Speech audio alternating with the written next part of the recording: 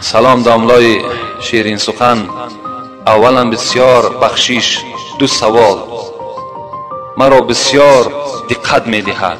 شاید وسواس شیطان باشد یا جواب داشته باشد. گوید یکم، خدا چی مقدار است؟ اندازه‌اش، درازیش، پهنیش. دویم سوالی که کرده است برادر، خدا جای مخصوص دارد؟ یعنی خانه اساسیش در کجا است؟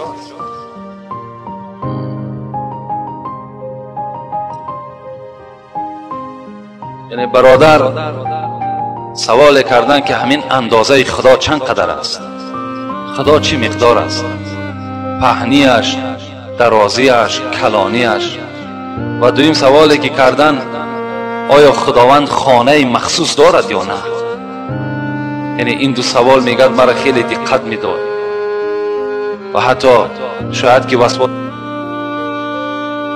یک روز میگه یک زنی بریتانیایی، بگیم زنی که از انگلیا هست، با همراهی شوهرش میگه به شهر یمن آمد. به شهر یمن آمد.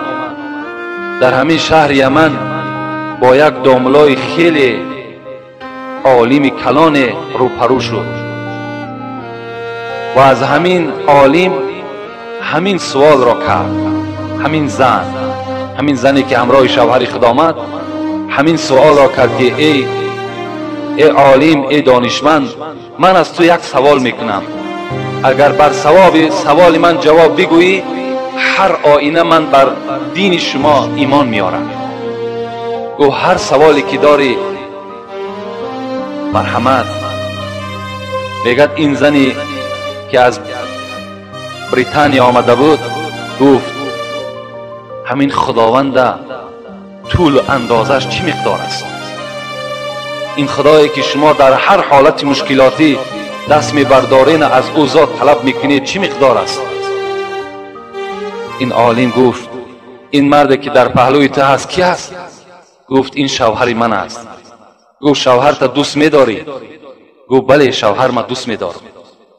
گفت بر من خبر بده که چی مقدار دوستش میداری؟ اندازه شو بگو، چند کیلومتر تا همین شوهر تا دوست میداری؟ کیلومترش بر من معین کن. چند سانتی متر، چند کیلومتر همین شوهر تا دوست میداری؟ این زن میگه در حیرت ماند. گفت این از قیاس بیرون است. گفت از عقل بیرون است. محبت بر محبت شوهر ما چین کرده نمی شود.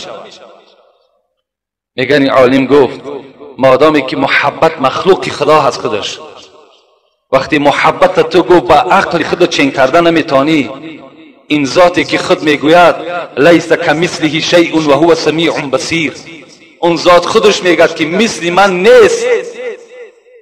مثل من نه در زمین نه در آسمان نیست. اونو چگونه من برای تو معین کنم که چه اندازه دارد؟ تو وقتی یک محبتی شوهرت بر من چین کرده گفته نمیتانی. این زن وقتی میگه این سخن شنید در تعجب ماند، بلند گفت لا اله الا الله محمد رسول الله.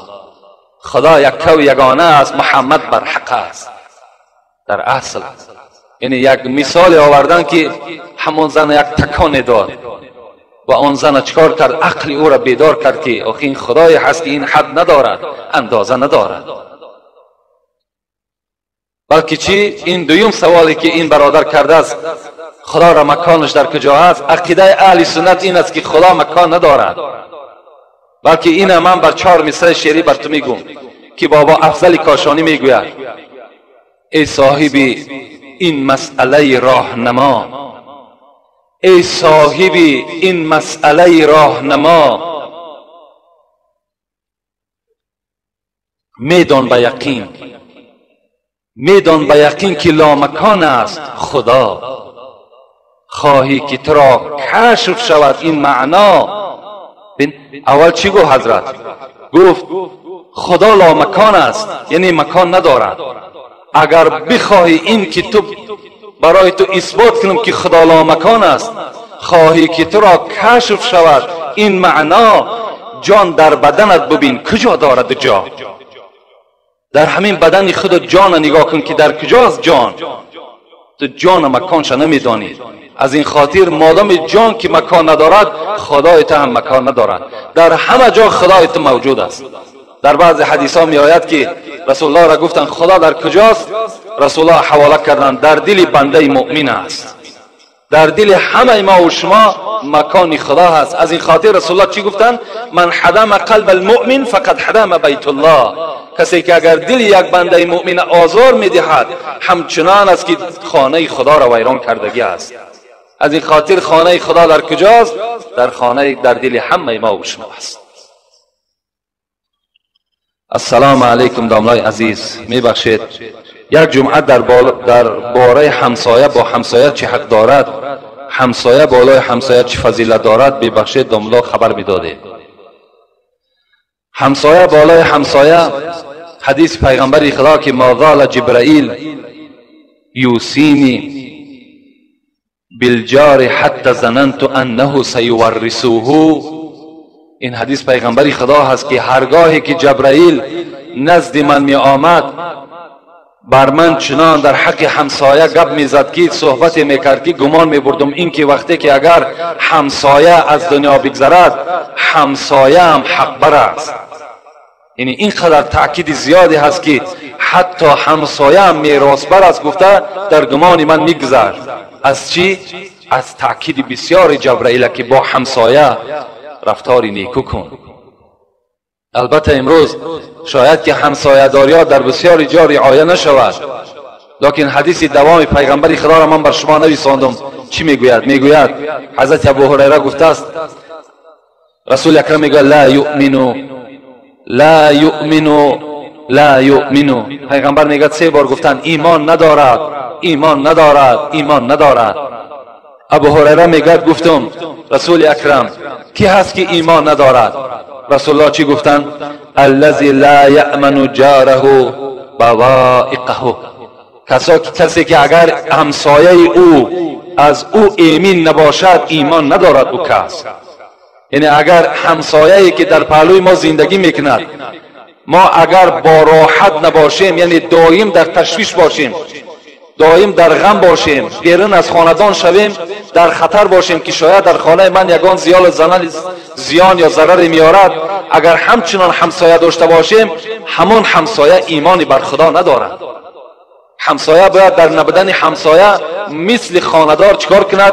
خانه همسایه را پاسبانی کند. در حق همسایه هر جایی که میشه سخن نیک بگوید. امروز از همسایه داری ما و شما باور که شرم انسان می آید. وقتی می آید یک کس خبر می دهد که برای دختر من افسقال آمد، لیکن همسایه از راه گرداندش. گفتش کجا می رای؟ از دختری او را گرفتند، دختری مرا بگیر. بین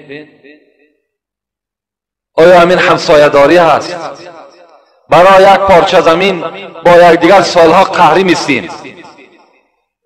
همه این در نتیجه چی هست؟ در نتیجه همسایه داریایی که ما و شما از خدا و از قرآن و از حدیث که دور هستیم، از این خاطر نمیدانیم حق همسایه چگونه است.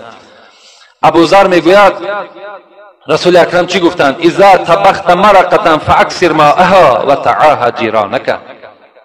میگه ابو ذر به سوی من میگه پیغمبر گفت ای ابو ذر، وقتی که در خاندان در دیگ شوربا را پرتافتی، فراموش نکن آبش را زیاد کن و از حال همسایه هم با خبر باش. آب شوربا را زیادتر کن تا که از همان شوربایی که خود استفاده میکنی همسایه را هم فراموش نکن. این نصیحت پیغمبر ما و شما هست.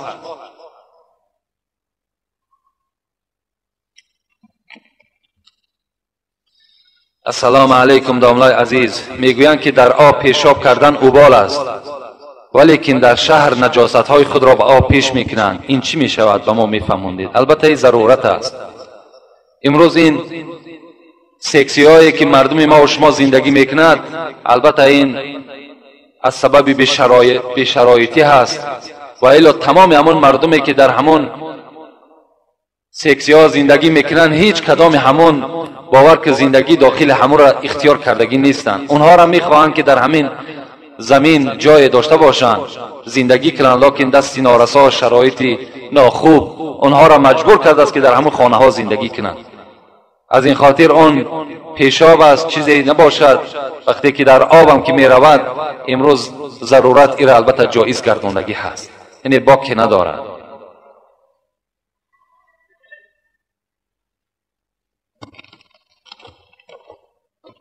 السلام علیکم حضرت حاجی میرزا مراد، از شما خواهش می نمایم که این درخواست مرا اجرا نمایید.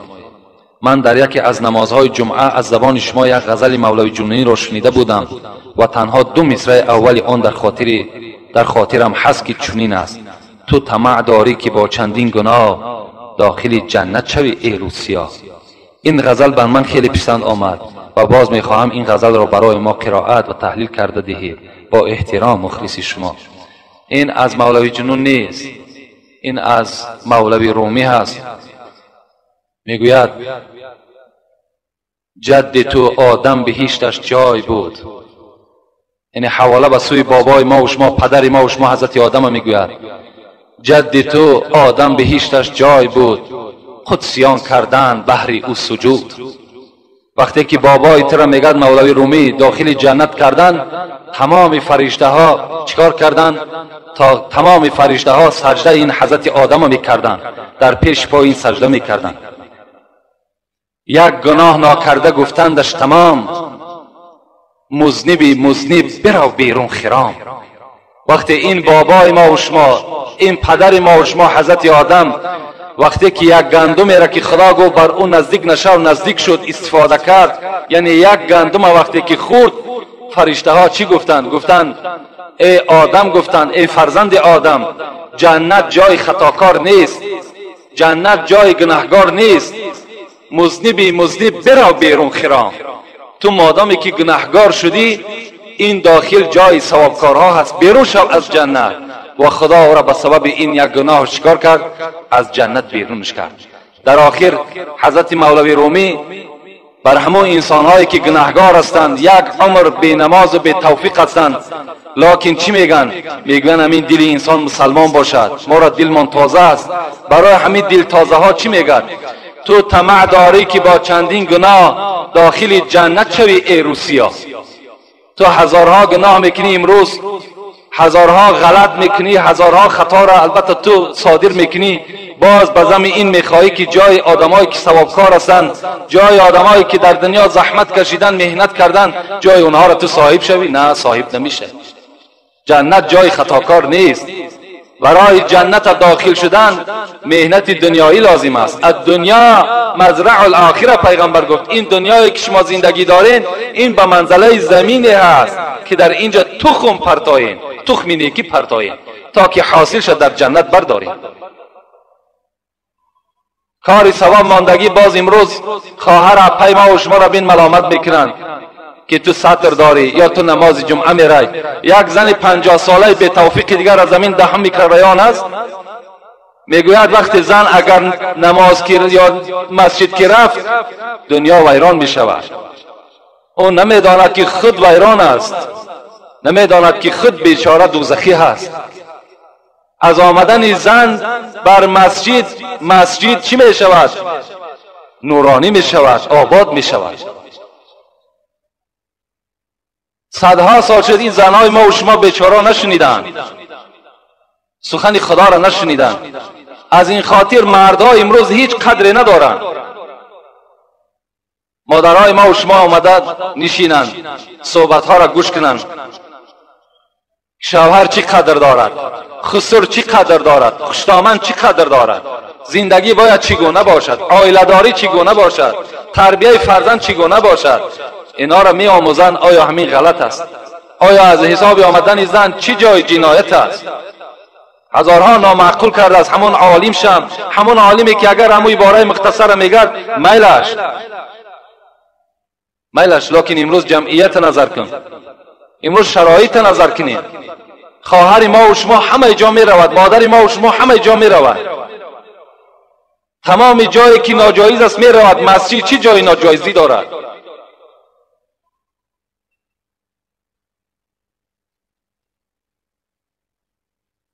سلام علیکم حاجی بابا، اگر زن دست خود را لک مالد آیا جایز است؟ حتی در دست یک جوان بچه دیدم که ناخونش را دراز کرده است و او را لک کرده است. این چی معنا دارد؟ خواهش میکنم از شما، اگر در دست زنی که لک میمالند، همین لک های سرخی که هست، در مسئله از درالمختار میگوید که از جنابت پاک نمی شود. زنی که اگر در دستش لک میمالد، لک همین خیلی قابلیتی دارد که آب بر خودش ره نمیده. مادامی که آب که به خودش ره نداد، کلی بدنش شستن در غسل جنابت فرض است. وقتی که اگر ناخونهای که لک دارد، وقتی اونها که اگر آب نرسید، اون زن از غسل جنابت پاک نمی شود. از این خاطر در کدام دستی خواهر و اپا و زنی از شما اگر باشد، این البته شما رخصت ندید اونها را تازه کنند. و آن جوانی که البته امروز ناخونی خچه دراز میکند یا لگ میکند، این شرمندگی است. نخواه جوان، مرد هستی، مرد، نام تو مرد است. تو را خداوند مرد خواندگی هست در قرآن و تو در دنیا هم دعوای مردی داری. نخواه ناخونی دراز یا لک در دست دمالی. امروز جوانای ما و شما شرم ناکرده در گردنها زیره میبندند. امروز شرم ناکرده چله ها در دست میبندند، حالا که این چی است؟ یا زینت زن است، برای مرد نیست. اینا رسول اکرم برای همین جوانهایی که زیره دارند، لگ میکنند، ناخون میکنند، چله میبندند، رسول اکرم حدیث مبارکش است که مسلم روایتش میکند: رأى رسول الله صلی الله علیه و سلم خاتما من ذهب فی ید رجل فنزعه فترحه رسول الله صلی الله علیه و سلم. رسول اکرم میگه روز با یک جوان سلام کرد، بناگاه دستش در چله همون جوان زد. در حال میگه چهره پیغمبر خدا متغیر شد، تغییر یافت و از دست همون جوان میگه چله را کشیدن، فنزعه فترحه، پرتافتنش. وقتی که رسول اکرم از پیش اون جوان رفت، جوانهایی که در اطراف این جوان جمع شده بودند گفتند: خذ انتفع. رسول اکرم رفت گفت: گیر از زمین بردارش، در جان خودت استفادهش کن. این جوان چی گفت؟ والله لا آخذوه ما طرح رسول الله صلی الله علیه و سلم. قسم بر آن ذاتی که جان من در دست اوست، این جوان گفت آن چیزی را که پیغمبر خدا از دست من دور کرده است، من او را دیگر باره نمیگیرم. ما نمیگیم که او را پرتاش، بلکه برده در خانه بگذارش. در یک روز وزنینی وقتی برای تو سوم لازم می شود، سومش کن، در جان تو، در فرزند، در خاندانت استفادهش کن، لکن برای دست تو حرام است. رسول اکرم گفت: آیا شما میخواهید که پارچه علاوه دوزخ در دست خود بگردانید؟ اشاره به سوی چله طلا کرد. این برای زن زیره، چله برای زن که اینم برای چی است؟ برای شوهرهاشون است، اجازت است، برای مردها جایز نیست.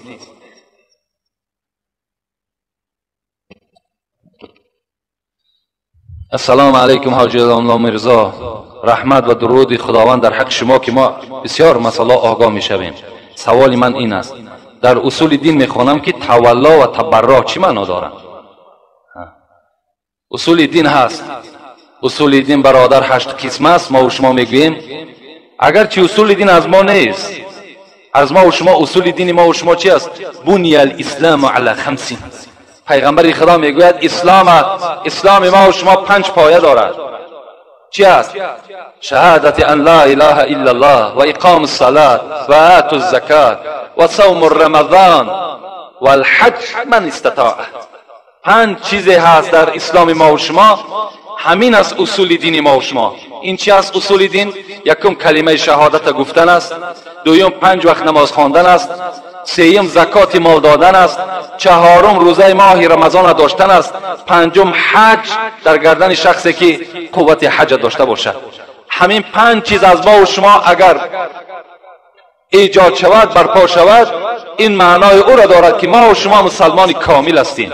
یکی از این نباشد، در مسلمانی ما و شما نقص است، خلل است. لکن برادر گفته است در اصول دین خواندم تولا و تبرع مقام 7.5 باشد، تولا مقام 8.5 باشد تبرع. یعنی عقیده خوب است با دشمنای خدا دشمن بودن، با دوستان خدا دوست بودن. این عقیده باید در تمام مردم مسلمان ما و شما باشد. دشمن خدا را ما و شما دشمن بداریم. چگونه ای که امروز ما را مردم غرب بد می‌بیند، چگونه ای که امروز مردم مسلمان زیر پای این بدبختا مانده است که ما و شما را دشمن ما و شماست، ما و شما باید دشمن اونها باشیم. آخه ما هم اونها را باید بد بینیم. چگونه ای که ما را بد می‌بینند؟ چرا من دشمن خودم دوست بدارم؟ چرا شخصی که خانه مرا زیر بامبه قرار می‌دهد، چرا شخصی که با تمام تکنیک خانه مرا رشد میکند، کودک مرا نابود میکند، ما او را دوست بدارم؟ نه، دوستش نمیدارم. به خدا قسم تا قیامت ما دشمنی او هستیم و دائم حتی در نمازان دعا میکنم خداوند ریشه امریکا را کنده کنه که امروز دشمنی تمام مسلمان ما و شما شده است. دنیا را ناآرام کردگی است.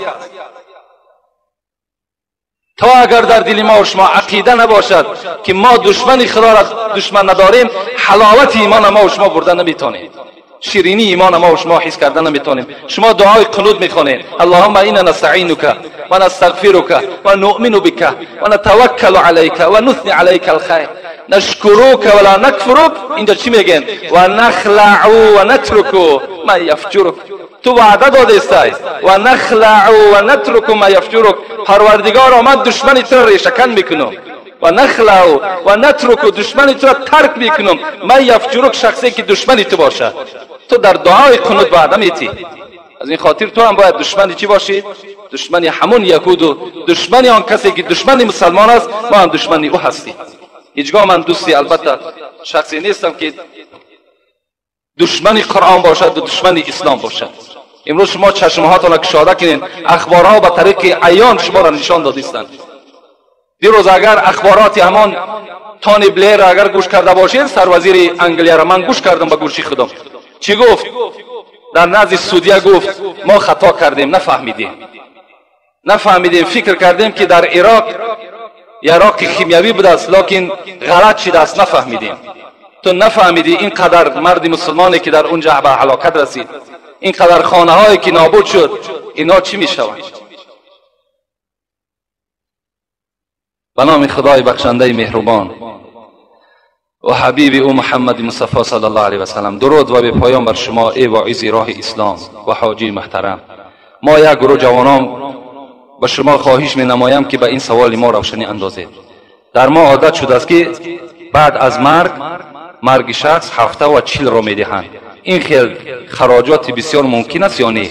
ما قوم را می دانیم که از برای پنجشنبگی شیده نماز جماعه خفتن و پیشین را ترک میکنند و مسجد به ملا میماند. التماس، یعنی معرکه هایی که هفته داریم، 40 داریم، سر سال داریم، اینا در اسلام همچنان نام گذاشتگی نیست. در اسلام ما و شما من یک فتوای دارم به نام خلاصه که به نهایت فتوای با قوتی هست، فتوای مذهبی هست. باز همین فتوا در حواشیش مجموعه الفتوا گفتگی باز فتوای دارد. همون حضرت میگوید اگر کدام صدقه را که شما نام گذاشتین، مثل هفتش گفتین، سه بیگش گفتین، 40ش گفتین یا سالش گفتین، از ثوابش محروم میشین. شما نام نگذارید، بلکه اگر دست شما میرسد خیر احسان هیچ کس راهش بستگی نیست. دستت میرسد مرحمت، لكن دستت نمیرسد. رسول اکرم گفت است لا اشتری شیئا لیس عندي ثمنه، نمیخرم چیزی مادامی که در جیب من پول نباشه. مقصد که من پول ندارم، قرض کرده خیر احسان نمیکنم، پنجشنبگی نمیکنم، سری سال نمیکنم، مادامی که قوت من نرسد. قوت شما نمیرسد، خیر احسان کنین، در نزد خدا شما ثواب نمیگیرین، بلکه شما گناهکار میشین، زیرا حق فرزندای خودتان را چیکار کردین؟ پایمال کردین. از این خاطر اسلام ما و شما بدنام نکنین. اسلام ما و شما را مجبور نمیکند. همون خدایی که خالق همه شماست بر شما میگوید لا یکلف الله نفسا الا وسعها، هیچ بنده ما از قوتش زیاد تکلیف نمیتون، قدر قوتش. خدا حال همه ما و شما را میداند. از این خاطر از حالمان، از همون کرپایی که داریم، از او زیادتر پامان دراز نکنیم.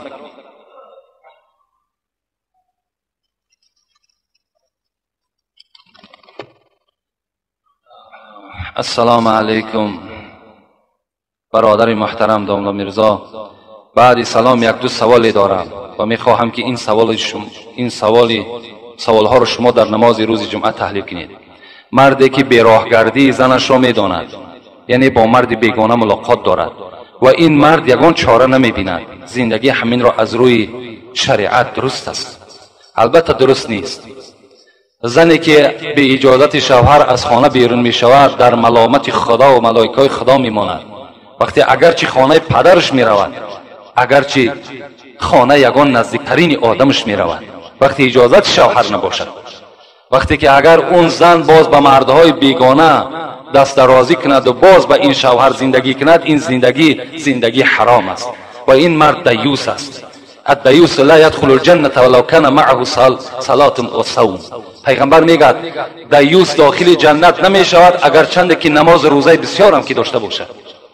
البته مردی که اگر پیش راه زن خچه گرفته نتواند، وقتی مردی که اگر حکمی او در زنش نگذرد، مردی که اگر باز میداند که زن او این چنین فاحشه است با او زندگی میکند، این دیوس است. زنی که با چنین کارهای ناشایان دست زده و بعد به چیزهایی که برای هر یک انسان مقدسند قسم میخورد، مثل قرآن، خدا، سیوم به فرزندهای خود، عاقبت این زن عاقبت هم ندارد. وقتی زنی که خود بدکردار باشد و بعدا باز قسم به این چیزهای مقدس بخورد، برای ما و شما این قرآن مقدس است، برای زن فاحشه قرآن و خدا و مسجد هیچ قدری ندارد. برای همین این عاقبت هم ندارن. عاقبت اینا برای خود اینا معلوم است خودش. التماس زاملای محترم همین مکتوب ها رو. السلام علیکم زاملای عزیز. آیت یخرج من بین صلب و ترائب را ترجمه میکردید مخلصان شما. در سوره طارق آیتی هست یخرج من بین صلب و ترائب، یعنی خداوند چی میگوید؟ خلقت انسان میگد. انسان میگد خارج، انسان پیدایشش از آبی که از پشت آدم و از بین دو سینه مادر جدا می شود، از همین پیدایش آدم از همین ها صورت میگیرد. یعنی مقصد از صلب و ترائب، مادامی که مفسران میگویند مقصد این نیست که در همین پشت انسان یگان خلطچه باشد که همان آب در داخل هم خلطچه باشد و وقتی شهوت مرد کشاده شد همان آب راست از پشت هوی خورده رفته در رحم مادر داخل شود. این چنین نیست میگه، بلکه مادام خدا صلب گفت یعنی پشت گفت یا ترائب گفت، بین قفس زن، سینه قفس زن وقتی خدا ذکر کرد، مقصد کل بدن در نظر دارد. یعنی آبی که از مرد و زن یک جا می شوند اینها از تمام بدن هستند. این مقصد این است. برای این مفصلتر اگر برای کسی لازم باشد باز آمده مراجعت کنین، انشاءالله جواب میگیم. السلام علیکم داملای محترم. بعضی شخصان میگویند که گناه میکنند، بعد میگویند که این گناه را خدا در تقدیر ما نوشته است. بگوید که گناه از کدام جانب است؟ سوال دوم، نوشیدن کواس ممکن است یا نه؟ سوال سوم، چیزهایی که مست کننده است حرام است. شیر اسب هم مست میکند، آیا حرام است؟ چهارم، گوشت جیره حرام است، در کسلی خوردن ممکن است یا نه؟ 4 سوال دارن، ممکن به همین انجام میتیم. یکم، گوشت جیره حرام است، خوردن او حرام است. علاوه خصوص مادرهایی که گپی مرا میشنوند با دقت گوش کنین. رسول اکرم میگوید ان الله لم یجعل شفاءکم فی ما حرم علیکم. خداوند شفای هیچ کدام شما را در مال حرام جدا کردگی نیست. از حرام شما شفا نمیابین. پیغمبر شما برای شما خبر داده. هیچ چیزی که حرام است، خواه خرس است، خواه جیره است، خواه صغیر است، خواه سنبقه است، یعنی اینها امروز در ما و شما دوایی شدگی هستند، اینها همش حرام هستند. خداوند بر اینها برای شما شفا گفتگی نیست میگه. از این خاطر سگ هم حتی استفاده میکنن، مگر فقهای ما و شما، علمای ما و شما گفتند اگر تمام حلال کرده خدا را استفاده کن، همه داروهایی که از امروز خدا را شکر طب ما و شما پیش رفته است، تمام دارو، تمام طبیبای خوبی هست که تمام کسلی قریب دوا دارد. شرط نیست که همین در حال تو خونکیت زده یا روغن خرس یا که مثال روغن صغیر بخوری، نه، بلکه تو این حلال کرده های خدا را استفاده کن. از حلال کردهای خدا که استفاده کردی شفا ندیدی، بعداً یگان شخص طبیب حاذق باشد یقین بداند که همین گوشت جیره در همین کسریت فایده دارد، انا اون صورت برای تو جایز می شود. بعد حلال کردهای خدا را همش استفاده کردن، یک باره به حرام کرده خدا دست نزن که البته گناهکار می شوی. چیزایی که مست کننده هستند مثل میگه شیر اسب مست نمیکنه، اگر مست هم که کند این حرام نیست. نوشیدن کواس حلال است، کواس این درجه ندارد، کواس این مست کننده هم نیست. انا پیوه که درجه دارد حرام است. مثال آدمی که اگر پیوه را می نوشد، اگر مثال بگیم نیم سطلش هم که اگر مست کند یک قطرش هم حرام است، لیکن کواس مست کننده نیست. و این سوال بالاگی کردن من مختصرا جواب میگم. سوالی که کردن که بعض انسان ها گناه میکنن و باز میگویند که خداوند در تقدیر من کشیده است، یعنی گناه از جانب کی است؟ آیا از خدا است یا از جانب من است؟ این باب تقدیر است. تقدیر بسیار یک مسئله مهمی هست که شاید که عقل ما و شما بر این نگیرد. حتی وقتی که حضرت عمر میگه با ملک شام رفت، در شام کسل آب پرتایک بود، حضرت عمر داخل ملک شام نشد. مردم گفتن ای عمر